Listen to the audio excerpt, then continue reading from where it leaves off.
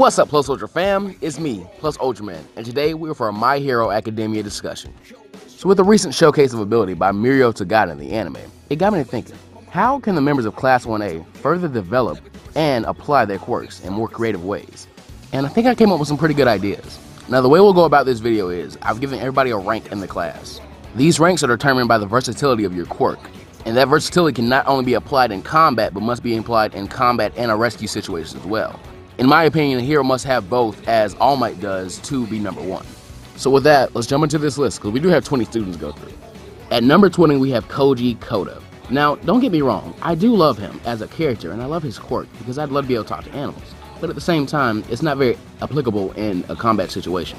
I have a feeling that Koda will be a rescue hero only. Animals are great and all, but they're still flesh and blood just like you and I, meaning they don't really have a quirk that they can take advantage of to protect themselves. A villain like All For One or hell, even Dobby could really hurt them, and I don't see Koda even wanting to put animals in harm's way. Koda's rescue potential is great though. He can search for survivors of a disaster from air, land, and sea. He could also technically use bugs for surveillance in some type of way, meaning he can literally have a fly on a wall in a room where nobody knows about it. For now, Koda should continue to develop his quirk and his confidence. He should also definitely pick up a martial art, as he can't always depend on an animal to help protect him or someone else in a dangerous situation. Koda scored a 4 out of 5 in power, meaning he's actually pretty strong. He scored a 2 out of 5 in his speed, meaning he isn't too quick. However, he scored a 3 out of 5 in both intelligence and technique, meaning he's actually pretty smart, which I agree with. Tekking 101 in his Koda video said that Koda's a pretty eloquent kid, and I agree with that. His language is pretty good when he speaks to animals. Koda's worst stat is his 1 out of 5 in cooperation, and that's due to his confidence. If he gets that up, he'll be a great hero someday. At number 19, we have the beautiful Toru Hagakure and her quirk, Invisibility. See what I did there? Toru finds herself here because her quirk, Invisibility, is pretty great, but she's been applying it in a very limited sense. Stealth is dope and all, but at the same time, that quirk has some combat applications that she's just not using. I'm quite sure she has no interest in being a combat hero, but at the same time, she should know some way of defending herself and others around her. Invisibility isn't a quirk with a time limit. That being said, she should be training her body instead of training herself in stealth techniques. Remember, Stain and Mirio have no quirk that affects their bodies. They just train themselves that hard, meaning anybody in My Hero Academia can do that. Toru doesn't have a lot of rescue capability, but at the same time, I don't think that's very much of a problem for her, as I don't think she's planning to be a rescue hero either. Toru might find herself being a very niche hero, and I think that's okay in the end. Her ability to reflect light could also be some type of beacon if she was in a situation where she needed light. As for stats, Toru received a 2 out of 5 in power, a 3 out of 5 in speed, a 4 out of 5 in both technique and intelligence, and a 5 out of 5 in cooperation, meaning she could be a very good sidekick in a situation where she needed to be able to distract or use a distraction caused by another hero. For now, we'll just leave Toru here. While number 18, Yuga Aoyama, is a pretty flamboyant guy, there's not much to say about him. Naval Laser just isn't a quirk that lends itself much outside of combat, and the limitation it has on him really holds him back. Aoyama's stats aren't great either. He has a 2 out of 5 in power, a 3 out of 5 in speed, intelligence, and technique, and a 1 out of 5 in cooperation. I'm guessing because of how haughty and prideful he is. The best thing Aoyama can do is continue to train his quirk. The longer he can use it, the better. He should also train a bit more physically, that way he won't be so easily defeated by physical attacks. On a side note, I actually had a pretty interesting idea about Aoyama. See, through the other emitters in his suit, he can actually fire his belly button laser in different places, like his knee. So, if he were to put one on his palms and maybe the bottoms of his feet, he could, for a second, be like Iron Man. Naval Laser is shown to have enough force to push him off the ground, so if he was able to master it and be able to shoot it from 2 spots at once, and increase the time he could use it, he could fly, maybe. Just an interesting thought I had. Sadly, at number 17, we have Masahiro Ojiro and his quirk, Tail. To be blunt, Tail is a really lame quirk. Ojiro is almost quirkless. Tail is a quirk, but it just barely qualifies as one. I think we should make the distinction between quirks and actual mutations caused by one's lineage. Think of it this way, Tokoyami's head being a bird has nothing to do with his actual quirk, but if he didn't have Dark Shadow, we'd probably say his quirk was Birdhead. Sure, he isn't quirkless, but if that was his quirk, he'd be really close to it. That being said, the Tail is really strong. We've seen it break through robots. Not to mention, Ojiro's martial arts skills are pretty good. He also has some really good stats. He has a 4 out of 5 in power, a 2 out of 5 in speed, a 4 out of 5 in technique, a 3 out of 5 in intelligence, and a 5 out of 5 in cooperation, meaning he's be a really good hero to have on your team. The best thing Ojiro can do is go into some hardcore Stain-like training and build his body up, and also continue with his martial arts. Not much to say about number 16, Rikido Sato, or his quirk, Sugar Rush. Super Strength is definitely useful, but with a time limit on it, it's less so. The closest I can match Sato to is Wild Tiger from Tiger and Bunny. Thankfully, he does have more combat and rescue potential than the people who have come before him on the list. His stats weren't bad either. He had a 4 out of 5 in power, but an abysmal 1 out of 5 in speed, which he desperately needs to work on. A 2 out of 5 in technique isn't bad, but I definitely like to see that at a 3.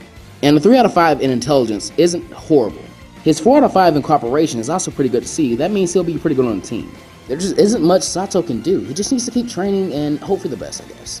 At number 15, we have a really manly dude and one of my favorites in Class 1A, Ejiro Kirishima. Kirishima reminds me a lot of Luke Cage from Marvel, as his hardening ability gives him enhanced strength and durability like him. Kirishima also has some pretty good stats with a 4 out of 5 in power, a 3 out of 5 in speed, technique, and intelligence, and a 4 out of 5 in cooperation. I think the best thing for him to do is continue to work on his speed and power, while maybe picking up a martial art, because throwing haymakers will not always work for him. At number 14, we have my favorite character in the entire series, Katsuki Bakugo. Bakugo finds himself here because his rescue potential is next to 0, but his combat potential is so high, he has to be a bit higher on the list than Kirishima. Explosions just aren't great for high-stakes situations in which lives are in danger. And Bakugo only has 2 non-offensive moves, that being his flash grenade and his flight ability. Other than that, he's pretty locked into a combat hero. Bakugo's stats are off the chart with a 5 out of 5 in both power and technique, a 4 out of 5 in both speed and intelligence, and a very measly 1 out of 5 in cooperation, mostly due to how haughty and prideful he is. There isn't much for Bakugo to improve on outside of his attitude and outlook. He's found a way to fight at both long and short ranges, and he's always thinking of new ways to use his explosions. He's made a recent step forward with acknowledging Deku as worthy of being his rival, but at the same time, I think the best thing he can do for now is go to therapy. Number 13, Mina Ashido, did not beat Bakugo by much, but her quirk is much more applicable than Bakugo's is in a rescue situation. She's also a very upbeat and cheerful person, so I'm sure she could calm someone down in a bad situation. And her stats aren't bad. She had a 3 out of 5 in power, a 4 out of 5 in speed and cooperation, a 5 out of 5 in technique, but a 1 out of 5 in intelligence. There isn't much for Mina to improve on. She should continue to improve her quirk and her physical abilities. One thought I had though is that since Mina can control the acidity and viscosity of her acid like she does with her acid veil technique, maybe she could just decrease the acidity and use it as an offensive technique as well. At number 12, we have Minoru Mineta, who is a horrible person, but has a bit more potential than we give him credit for. Now, I will be saying balls a lot through this one, so let's all be mature. Essentially, Mineta is the only person that can manipulate his balls without getting stuck. Meaning if he were to leave one on someone's mouth and nose, they would suffocate and have no way of getting the ball off. That's a very scary thought. We've also seen that the balls can stick to and float on a variety of surfaces, meaning if he needed to, he could actually build shelters or structures that could help people out in a rescue situation. The best thing Mineta can do right now is number 1, get his mind straight and stop being such a creep. Number 2, he needs to work on his physical attributes, get his power and speed up. An interesting idea I came up with was this idea of something I like to call great food. He should use his balls, haha, as weapons to pin and put his opponent in submission holds. But for this, he needs to get a lot faster and more acrobatic, and be less of a wimp when it comes to combat. He should also continue to develop his ability to use more and more of his balls before his scalp starts to bleed. Oh, and take that diaper off your costume. At number 11, we have a very strong candidate for Best Girl in Tsuyu Asobi. I'm sure Sue is planning to be mostly an aquatic rescue hero, but she also has some combat potential if you really think about it. Sue's tongue is extremely long, and she's able to stick to things with her hands and feet, so I'm sure she can grapple and bind her opponents if she really wanted to. This could be combined with some punches and kicks that could be pretty effective in a fight. And with her new camouflage ability, she's actually a more effective Toru. She also has some really good stats with a 1 out of 5 in power, a 3 out of 5 in speed, a 4 out of 5 in both technique and intelligence, and a 5 out of 5 in cooperation. And those stats will probably get better when she's underwater. For now, Sue is definitely headed in the right direction, though I think she should start to focus more on her physical attributes as well, and some combat. She should also have a suit that is more insulated, that way her cold-blooded nature cannot be such a big weakness to her. Denki Kaminari and his quirk, Electrification, start off the top 10 of the list. Kaminari is interesting because he's probably the most closed-minded of all of his classmates. He's aware that his ability is pretty powerful, but he's not applying it in a very creative way. His quirk is said to only be able to discharge electricity, but I'm not sure that's completely true. It could be possible that Kaminari just doesn't understand the full magnitude of his quirk. He's a lot like Static or Black Lightning from DC Comics, but their abilities are more onto electrokinesis than just electrification. They're able to manipulate electricity in much more creative ways than Kaminari has shown himself to be. And this makes sense looking at his stats. Kaminari received a 3 out of 5 in power and speed, a 4 out of 5 in technique, but a 1 out of 5 in intelligence. And this is why I think he might not be aware of the full magnitude of his quirk. He did get a 5 out of 5 in cooperation, which means he could at some point be a pretty good hero on a team. For now, Kaminari should definitely keep training his quirk to allow him to use more voltage for longer. But what he really needs to do is open his mind to more possibilities with it. The main reason he lands so high on the list is because I think he has so much potential he's just not tapping into yet. Kyoka Jiro plugs in at number 9 with her quirk Air Falling Jack. Jiro has some great recon skills, but I think she should really branch out from that.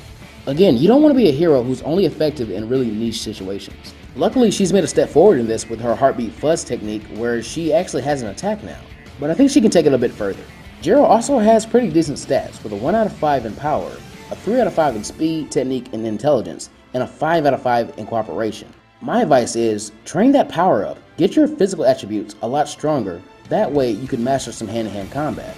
Jiro essentially has 4 arms she could use in a fight, which means she could have some really hard combinations. Jiro should also continue to make upgrades to her hero costume, as the more she does, the better she gets in combat. Not to mention, it's very plain looking like Kaminari's. Meizo Shoji comes in at number 8 with his quirk Duplo Arms. I'm sure a lot of people are surprised to see Shoji this high on the list, but his rescue and combat potential are actually very high, we just haven't seen it yet. His rescue potential really doesn't have to be stated, as he's able to hear very well and see from different angles, but his combat potential goes very unnoticed. To demonstrate this, look at his stats. Shoji got a 5 out of 5 in power, that's incredibly strong. He got a 2 out of 5 in speed, a 4 out of 5 in technique and cooperation, and a 3 out of 5 in intelligence. With knowledge of how strong Shoji is, imagine him creating as many arms as he can and punching his opponents multiple times, kind of like the Gum Gum Gatling from One Piece. This could be an extremely devastating offensive attack for him. Shoji is already pretty versatile with his quirk, though one thought I had is I'd like to see him try and do more with his gliding ability. If it was possible, maybe he could make some giant arms that had huge webbed fingers that could let him create lifts by flapping them. Or he can just push off the ground extremely hard so he gets enough air to glide down. I think we should definitely pay a lot more attention to this guy, as he'll be a great hero someday. Honta Sero swings into the number 7 spot with his quirk Tape.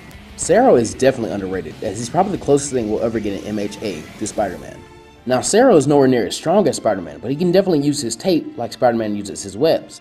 During the sports festival, we saw how quick Sero can be, but we also saw how susceptible he is to long-range attacks. In terms of stats, Sero isn't half bad, with a 1 out of 5 in power, a 4 out of 5 in speed and technique, a 3 out of 5 in intelligence, and a 5 out of 5 in cooperation. Sero is moving in the right direction by training his quirk, but he also needs to focus on getting stronger and faster. If he could wrap up opponents before they could even fire off an attack and get in close to take them down, he'd be very dangerous in combat. Not to mention his ability to swing around and be so agile makes him very useful in a rescue situation. Sero has found some versatile ways to use his quirk, but I think he should finally go on and make the next step towards combat. Other than that, I think he definitely deserves the number 7 spot. Tenya Ida races in just short of the top 5 at number 6.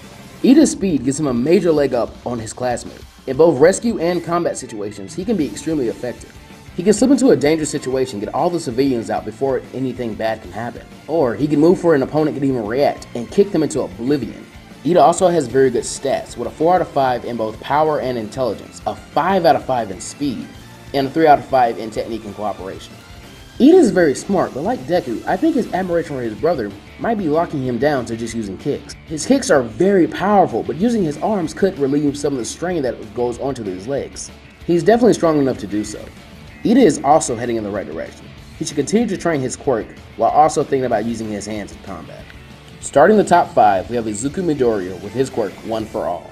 Deku lands here because the people above him in the list just have more versatile uses for their quirk. Realistically, Deku will probably be very similar to All Might, which means he'll be a double threat in combat and rescue potential. As for stats, I think Deku's are a bit out of date, as he has a 1 out of 5 in both power and speed, a 4 out of 5 in technique and intelligence, and a 5 out of 5 in cooperation. Power and speed should probably be bumped up to 4 out of 5 when using full cow. Other than that, there's nothing really to say about Deku. He's the main character, so no matter what, he will have the best development of anybody. For now, he just needs to keep trying to master One for All. Ochako Uraraka floats into the number 4 spot with her quirk, Zero Gravity. Ochako has a pretty good mind, and she was able to reflect on her fight with Bakugo and realize that she needed to learn how to defend herself, as well as master her quirk to be a hero. She's probably the best example of knowing that you can't just plan to be a rescue hero, because at any time, danger could appear. Her training with Gunhead has definitely helped her by a lot. but I think she should continue to learn more about grappling and martial arts. Think of it this way, a weightless opponent could be smashed and slammed around like a rag doll. Other than that, she's definitely heading in the right direction in terms of developing her quirk. Ochako's rescue abilities don't even need to be stated, as the ability to float objects around would be very effective in a rescue situation. In terms of stats, Ochako isn't bad, but I think these might be a little outdated, as she has a 2 out of 5 in power, a 1 out of 5 in speed, a 5 out of 5 in technique, a 3 out of 5 in intelligence, and a 5 out of 5 in cooperation. I would bump power up to about a 3 out of 5 and speed up to about a 3 out of 5. Oravity landed herself here with her versatile quirk and her great mind that was able to reflect on it and realize she needed to branch herself out. Fumikage Tokoyami swoops into the top 3. Tokoyami has always been pretty versatile with Dark Shadow. He can attack, block, and move with it, and that being said, it has a lot of rescue potential as well. Tokoyami also has some pretty good stats, but they might be a bit outdated as of now. He has a 2 out of 5 in power, a 3 out of 5 in speed and intelligence, a 4 out of 5 in technique, and a 5 out of 5 in cooperation. I would say that while using Black Ankh, speed and power should be bumped up to about a 4 out of 5. And the more Tokoyami tames Dark Shadow, technique should go up as well. There just isn't much to say. He's one of the most powerful people in Class 1A for a reason. I think he's heading in the right direction right now. Taming Dark Shadow should definitely be his first priority. Though, he should also pick up his physical training and pick up martial art, because if he gets in a situation where he's fighting someone like Todoroki or Bakugo, he's in a severe disadvantage due to light. While thinking about this video, I had a thought. What if Tokoyami could fly? I mean, make that bird head mean something. But I was completely unaware of his Black Fallen Angel technique, which allows him to fly. I'm not sure when we'll see that, but I imagine it won't be too long in the anime. Either way, Fumikage has definitely earned his spot. Number 2, Shoto Todoroki will definitely be a top hero, as his quirk is arguably the best we've seen in the series. Todoroki's quirk has a lot of rescue and combat potential. The closest thing I can link him to is the Human Torch and the Iceman from Marvel. His only real problem is that he's too close-minded in his use of his quirk. Todoroki also relies on his quirk a bit too much, and this is something Stain said in their fight, which I understand because looking at his stats, that kind of makes sense. Todoroki got a 5 out of 5 in both power and technique, a 4 out of 5 in both speed and intelligence, and a 3 out of 5 in cooperation. He's definitely headed in the right direction, but he needs to open his mind a bit more than he already has. We've seen that in Endeavor, his father can make fire constructs and use them as weapons, so I'm wondering if Todoroki can do that as well. He could also possibly do this with ice. This would give him some close-range combat potential, which he desperately needs right now. One thought I had about Todoroki is that he should definitely use his ice to make a slide like Iceman does in Marvel, and use his fire to boost himself like the Human Torch.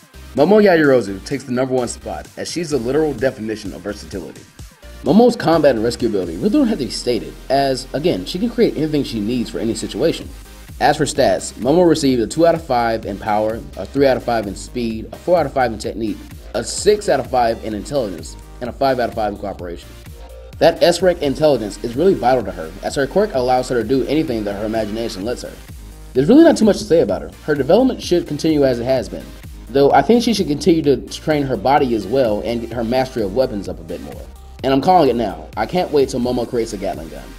Anyway, that does it for Class 1A. Hope you guys enjoyed this and maybe had your own thoughts, and if you do, definitely comment them down below and discuss it with me.